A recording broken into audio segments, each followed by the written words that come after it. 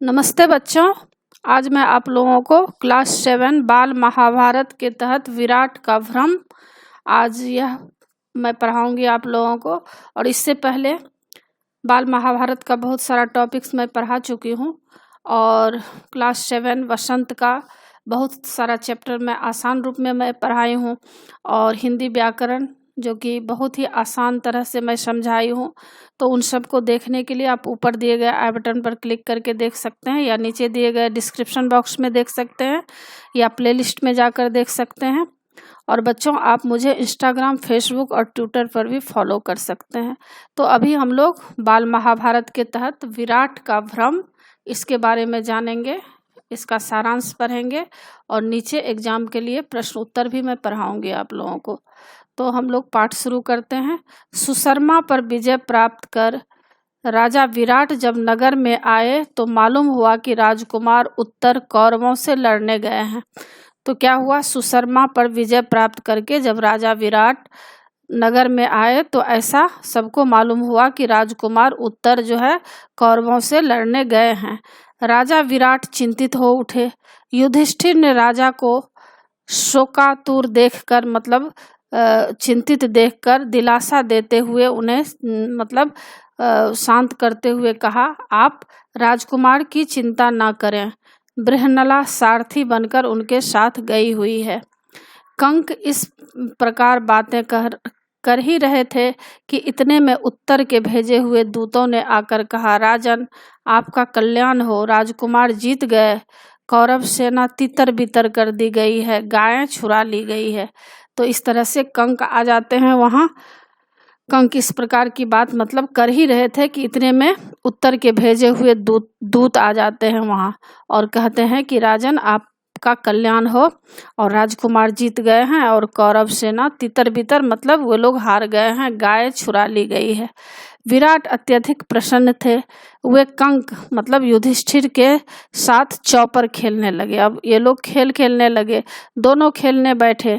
खेलते समय भी बातें होने लगी। राजा राजकुमार का शौर्य, विख्यात कौरव वीरों को मेरे बेटे ने अकेले ही लड़कर जीत लिया। विराट ने कहा, निसंदेह आपके पुत्र भाग्यवान है, नहीं तो बृहन्नला उनकी सारथी बनती ही कैसे। कंक ने कहा। विराट झुंझला कर बोले, आपने भी क्या यह बृहन्नला की रट लगा रखी है। मैं अपने कुमार की विजय की बात कर रहा हूँ और आप उसके सारथी की बड़ाई करने लगे। युधिष्ठिर बृहन्नला का नाम लेकर कुछ कहने ही वाले थे कि विराट ने चौपर के पास से युधिष्ठिर के मुंह पर मार दिए।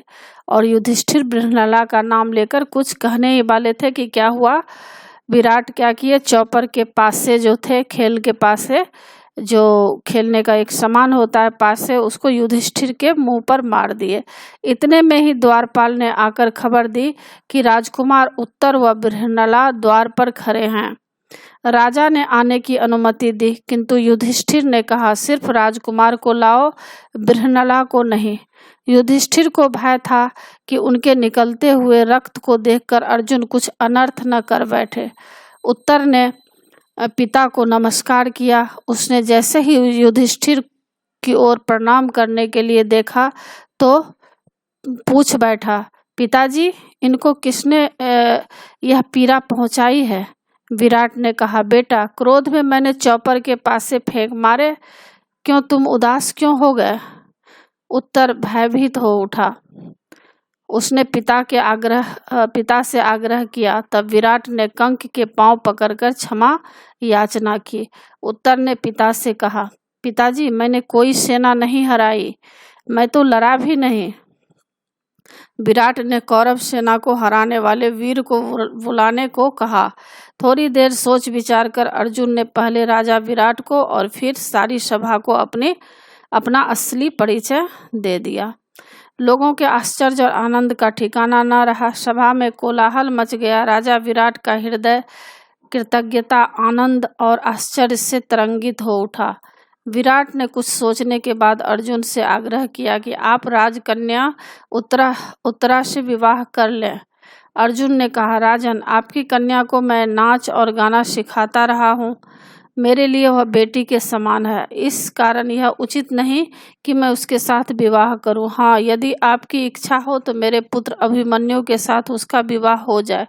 इसी मध्य क्या हुआ, दुर्योधन के दूत आए, जिन्होंने कहा कि महाराज, दुर्योधन ने कहा है कि प्रतिज्ञा पूरी होने से पहले अर्जुन पहचाने गए हैं, अतः शर्त के अनुसार आपको 12 वर्ष वनवास में रहना पड़ेगा। इस पर युधिष्ठिर हंस पड़े और बोले, दूतगण, शीघ्र ही वापस जाकर दुर्योधन को कहो कि वह पितामह भीष्म और जानकारों से पूछकर इस बात का निश्चय करें कि अर्जुन जब प्रकट हुआ था तब प्रतिज्ञा की अवधि पूरी हो चुकी थी या नहीं। मेरा यह दावा है कि 13वां वर्ष पूरा होने के बाद ही अर्जुन ने धनुष की टंकार की थी।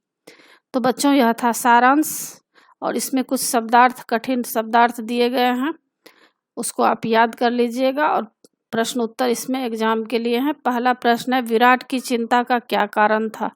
इसका उत्तर है, विराट का पुत्र उत्तर कौरवों की सेना से युद्ध करने गया था और वह भली भांति जानता था कि वह उनका मुकाबला करने में असमर्थ रहेगा। यही विराट की चिंता का कारण था। दूसरा, युधिष्ठिर द्वारा बार बार बृहन्नला का उल्लेख करने पर विराट का व्यवहार कैसा रहा? उत्तर, युधिष्ठिर द्वारा बार बार बृहन्नला का उल्लेख करने पर विराट झुंझला कर बोले, आपने भी क्या यह बृहन्नला की रट लगा रखी है? मैं अपने राजकुमार की विजय की बात कर रहा हूँ और आप उसके सारथी की बड़ाई करने लगे। और जैसे ही युधिष्ठिर ने बृहन्नला का नाम लेकर कुछ कहना चाहा, राजा ने युधिष्ठिर के मुख पर चौपर का पासा मार दिया।